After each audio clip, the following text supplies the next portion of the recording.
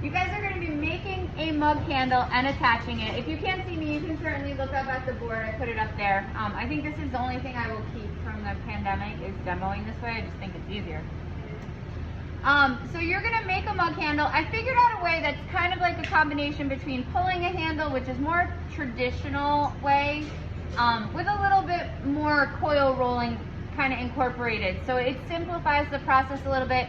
It makes it a little bit on the neater side, and it doesn't make your clay get as wet, so the handle dries faster, so you can attach it faster. For you guys in the classroom, I would make the handle immediately coming into the classroom so that it has time to set up, and hopefully you'll be able to attach it by the end of the period. You guys at home have the luxury of time a little bit easier, so you can make it and attach it whenever. So, but you guys in class, don't start one today. I would start one tomorrow, just because you're gonna wrap it up and it'll get mushy and change its shape, and you'll just be frustrated with it. So right when you come in tomorrow, you are gonna do what I'm doing today. All right.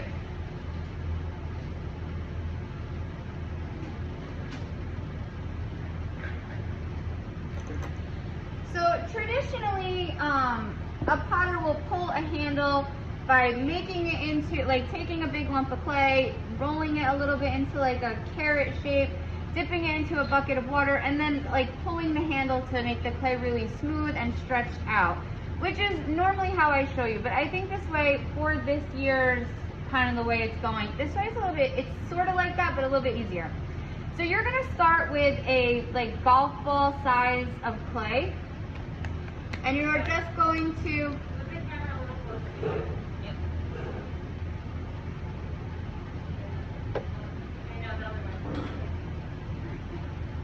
this one? Yeah. Okay. Yes? Okay. So you're just going to start by, you can roll a ball like this, but it's just easier if you just smack it into a ball in your hand. The reason why we do this is it gets out any of the little blemishes or any like parts of the clay that are just like have lines in it, gets rid of all the imperfections.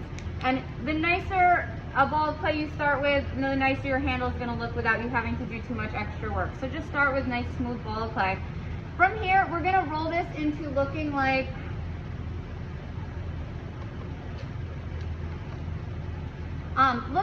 a carrot shape. So we want it to be tapered. It'll be thicker towards the top and get narrow as it goes towards the bottom. So it's going to taper off as we get towards the bottom.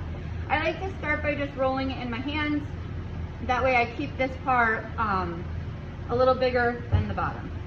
So I'm just rolling it into looking like, starting to look like a carrot, maybe more like a turnip, or a little smaller. And then I'm just going to roll it out. If you were the type when you were rolling coils, it was becoming flat on one side, or flat on two sides and then curved on the other two sides, that actually works really well for this. So you're ahead of the game for this one. So I'm not gonna fix that problem, I'm just gonna kind of keep stretching it out. So I want it to look something like this. So it's about the size of my hand. From here, typically at this point you would dunk it into a bucket of water and you would pull down on the clay to stretch it out. It's really messy, so we're going to just leave it flat and do something similar. So you guys at home can't see, but I have a bucket of water over here, and I'm just gonna add some water to my clay. Make sure you're working on a surface that you don't mind messing up. And then you're just going to pull down on the sides, but while it's laying flat, to stretch the clay out. So I like to go on the sides, flip it, and then go right down the center, and just kind of keep alternating.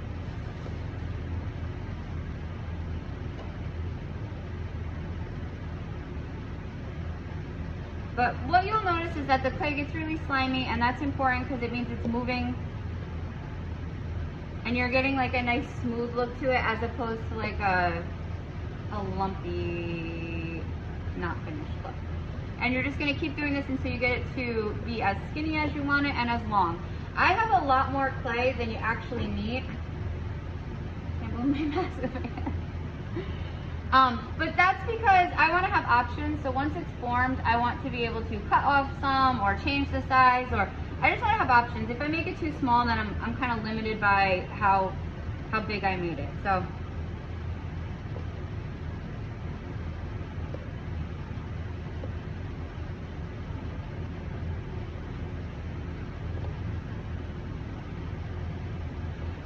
you have it so that it's, again, wider at the top, more narrow as it gets towards the bottom, I'm gonna leave it at like that thickness. I'll probably thin it out a little bit when I go to attach it.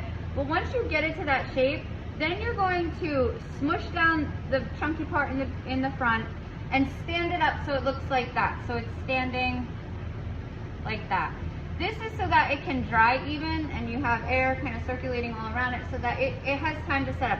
Right now it's really mushy. If I were to pick this back up, it's gonna change its shape. I made one second period, and that's the one I'm going to show you guys how to attach. So this one, I'm just going to move over to one of the cement boards.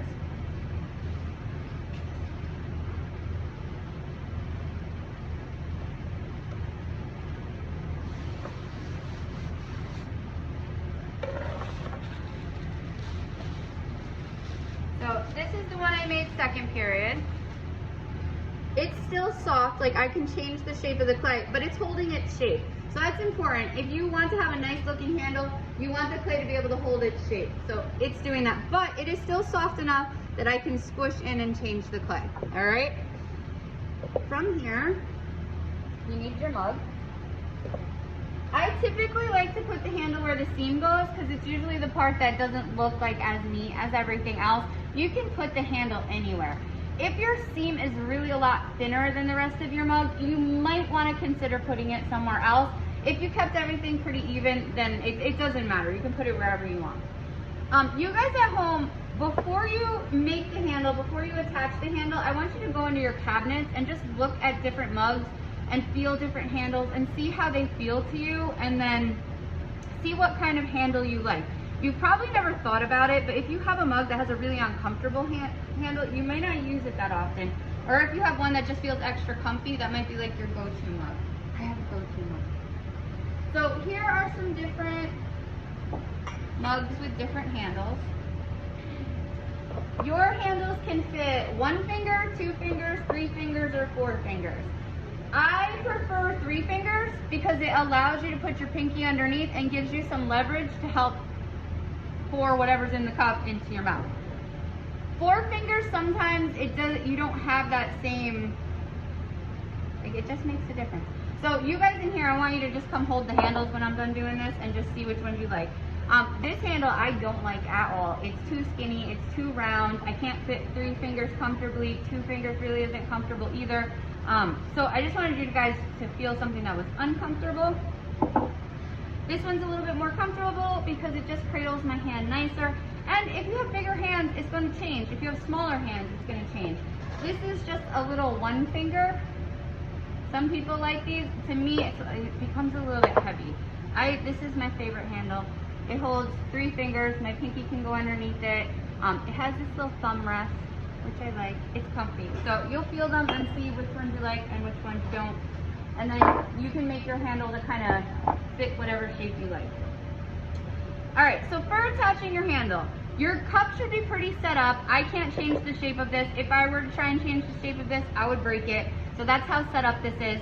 It shouldn't be bone dry, so if you are scoring it, dust shouldn't be happening. It should still be wet enough that you can carve into it.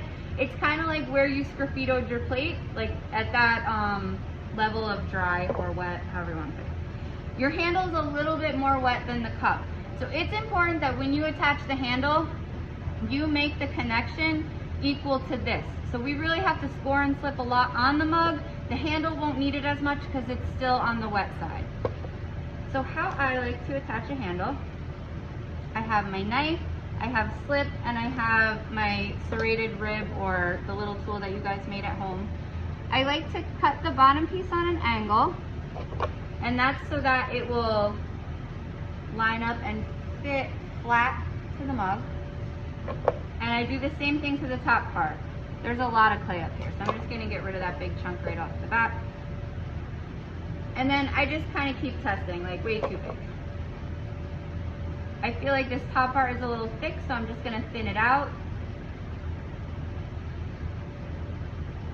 And this is gonna be like where you get a little creative and figure out how the shape that you want and how you want it to fit up against your mug. I would say cut less more often than cutting a lot once and then like making it too short. So cut a little bit, test it out, see how it fits.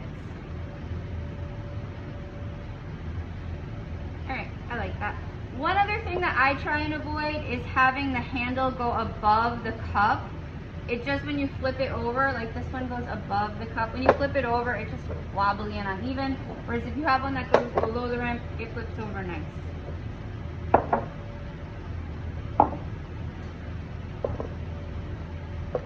So from here, you are going to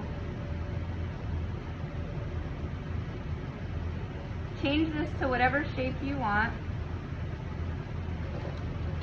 You're gonna score both sides.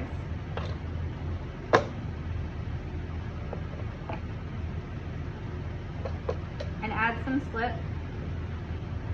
And then line it up where you want it on the mug. You need to score and slip the mug as well, but this lets you know your placement. So here's my placement. When I take it off, it shows me exactly where I need to score and slip. So the slip, it's kind of like a guideline. So now I can go back. Since my mug is a little bit on the drier side, I need to score much better than I did the handle. So I'm gonna be a little bit more aggressive on this one. I'm gonna add some slip. And I'm gonna score again.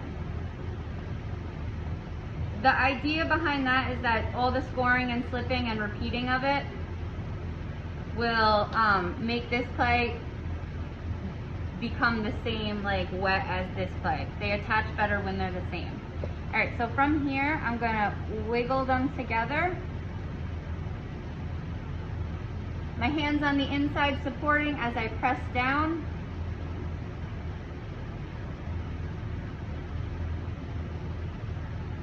And you really want to give it, depending on how hard your mug is, like a nice wiggle. The softer it is, the more you'll be able to like smooth it in.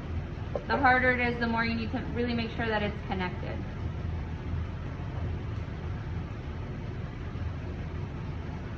I'm just gonna go around, make it look connected with my finger. And you can even go with a paintbrush to kind of really smooth out and get that to look nice and smooth and nice and connected.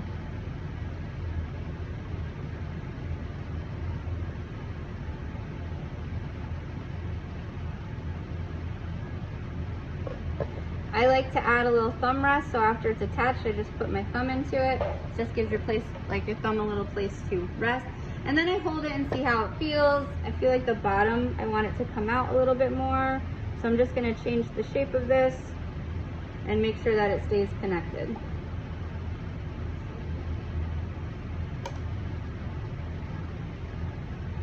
All right, once your handle is nice and connected, if you're done for the day, when you wrap this up, you want to wrap your handle separate. So you're just going to take like a little piece of saran wrap or loose plastic and put it around the handle, and then put the whole thing in a bag. And the reason why is we want the handle to dry really slow, or else cracking happens and it sometimes pops right off of your mug if it dries too fast. Remember, this is dry, this is wet, so we need to kind of get them to catch up. When you're here, you're going to take it out and let it set up. You're going to do the opposite when you're here. When you're here, you're going to kind of wrap your mug and let your handle sit out. All right, and that's so that you're controlling how it's drying. So after you get your handle attached, you're pretty much done. The only thing that you really want to do is you want to smooth out the rim. That's where you're drinking from, so you want it to be nice. And you also want to smooth out the bottom. All the working back and forth has probably made like a bunch of clay crumbs and things pressed into the bottom. The bottoms of your mugs, it's like the first thing people look at. It's weird, but they will flip it over and see. I've had a few students tell me, like, I used to make you guys put the dates on everything, and I stopped making you. I leave it up to you to decide. But I have a few students who tell me that they made mugs 2 years ago and they're sad they didn't put the date on. So you might want to sign the bottom, your name for sure, so that I know whose mug it is, but the date might be something that might be meaningful to you. All right? Any questions?